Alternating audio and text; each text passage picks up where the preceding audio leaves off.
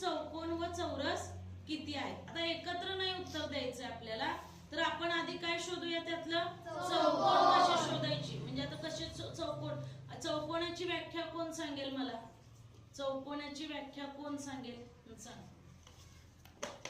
4 बाजू असलेली बंदिस्त आकृती म्हणजे चौकोन. हा, 4 बाजू असलेल्या बंदिस्त आकृतीला चौकोन असे म्हणतात. आता आपण इथं सोपी ट्रिक शिकणार आहे. तर यामध्ये जे कॉलम म्हणजे उभ्या रेषा आणि रो म्हणजे आडव्या ओळी, बरोबर. याला आपण काय करून घेऊया, क्रमांक देऊन घेऊया. 1 2 3 4 5 6.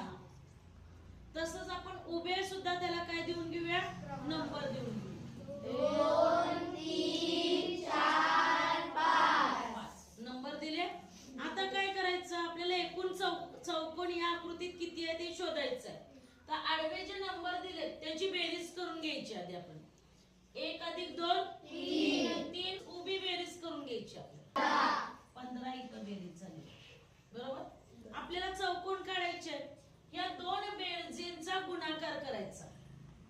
21 × 15 सांगा. 15 × 15. चला 1 15 2 30 आणि 31.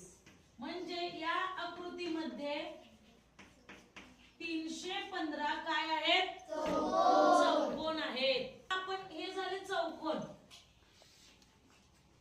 आता आपण शोधूया चौरस शोधूया. चौरसाला काय करायचं नाही, चौरसाला इथली शेवटचा अंक बघायचा आणि इथला शेवटचा अंक बघायचा.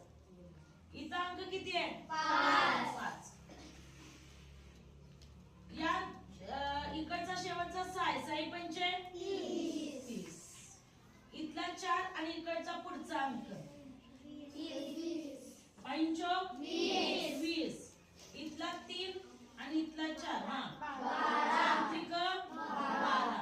इथला 2 3 दुनी 6 आणि याच्या आणि याचा गुणाकार 2 आणि हे सगळं काय करायचं, बेरीज करायची. 70 जे आलेले आहेत ते एकूण काय आहेत आपले, चौरस आहेत. या आकृतीमध्ये